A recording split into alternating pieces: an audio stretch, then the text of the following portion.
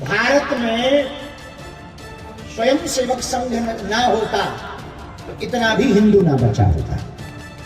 भारत में स्वयं सेवक संघ ना होता तो इतना भी हिंदू ना बचा होता। भारत में स्वयं सेवक संघ ना होता तो इतना भी हिंदू ना बचा होता।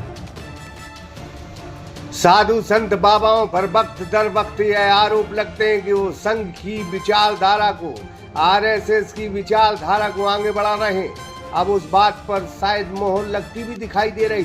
बाबा बागेश्वर महाराज ने आरएसएस शताब्दी वर्ष को लेकर एक बड़ा बयान दिया है। उन्होंने आरएसएस के कार्यक्रम में यह बयान दिया है कि आरएसएस ना होती तो हिंदू बचा ना होता इस देश में। इसका मतलब साफ है कि आरएसएस से हिंदू बच गया है। उनका यह भी कहना है कि अगर हिंदू एक न हुए तो बांग्लादेश जैसे हालात इस देश में होंगे। अब अपने सपनों की पढ़ाई कीजिए अपने ही शहर के पास। सागर शहर से मात्र 12 मिनट की दूरी पर स्थित है ज्ञानवीर विश्वविद्यालय। योग, पीएचडी सभी विषयों में। नए सत्र के लिए प्रवेश प्रारंभ हो चुके हैं। अधिक जानकारी के लिए संपर्क करें। हिंदू मुस्लिम भारतीय जनता पार्टी का एजेंडा रहा है, क्या उसी तर्ज पर तमाम साधु संत बाबा चल रहे हैं? यह सवाल जरूर खड़ा होता है। मध्य प्रदेश के छतरपुर में आयोजित हिंदू सम्मेलन के दौरान बाबा बागेश्वर धाम के पीठाधीश्वर पंडित धीरेन्द्र कृष्ण शास्त्री ने यह बयान दिया है। आरएसएस के शताब्दी वर्ष के उपलक्ष्य में आयोजित इस कार्यक्रम में उन्होंने संघ की सराहना करते हुए यह बयान दिया है। पूरा बयान आप जरूर सुनो। रहती है तब तक केवल तिल कहलाती, लेकिन गुड़ के साथ जब इकट्ठी हो जाती तो वो लड्डू बन जाती है। उसी प्रकार हिंदू समाज जब तक अलग अलग रहेगा तब तक केवल एक जाति कहलाएगी।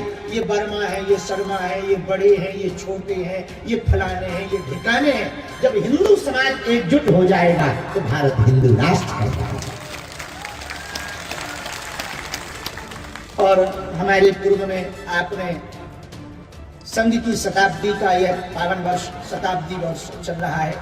100 वर्ष संघ ने पूर्ण किए सकल हिंदू समाज को जोड़ने के लिए। निश्चित रूप से एक बात तो हम बहुत बिना किसी लाग लपेट के कहना चाहेंगे, भारत में स्वयं सेवक संघ ना होता तो इतना भी हिंदू ना बचा होता। डॉक्टर हेडगेवार जी की परंपरा ने एक अभूतपूर्व कार्य किया। गांव गांव गली गली में समस्त हिंदू समाज को एकजुट करने का कार्य किया। आज बड़ा मलेरा की इस भूमि पर हम लोग हिंदू एकता के लिए विराजमान भय उपस्थित भय। हम संपूर्ण लोगों से एक बात कहना चाह रहे हैं, कली काल में ताकत, इस कलयुग में एकता की। जिसके पास ताकत है समझ जाना उसके पास एकता। और हम लोग यदि बटे रहेंगे, हम लोग जातियों में, वर्गों में, क्षेत्रों में, भाषावाद में बटे रहेंगे तो वो दिन दूर नहीं है जो बांग्लादेश में हो रहा वो भारत में भी होगा, छतरपुर में भी होगा, बड़ा मलेरा में भी होगा। उसका एकमात्र उपचार यही है, सकल हिंदू समाज को अपनी अपनी दूरियों को दूर करके एकता के लिए एक कदम हमको आगे बढ़ाना चाहिए, एक कदम आपको आगे बढ़ाना चाहिए। देखो, ये बात हमने कई जगह बोली है, पर कौन सा पेट खराब होना है तो हम बोले दे रहे। एक बड़ा मलेरा के आदमी ने एक पत्थर उठा, एक कुत्ता को मारा। अच्छा, कुत्ता तो हर जगह होता है। एक पत्थर उठाओ, कुत्ता मार, कुत्ता बेचारा भक्का। लेकिन उसी आदमी ने वही पत्थर उठा के मधुमक्खी के छत्ता में मार दिया, सो आदमी भक्का। बात समझ आई? कुत्ता अकेला था इसलिए उसे भागना पड़ा, मधुमक्खियां इकट्ठी थी इसलिए आदमी को भागना पड़ा। बात समझ आ गई?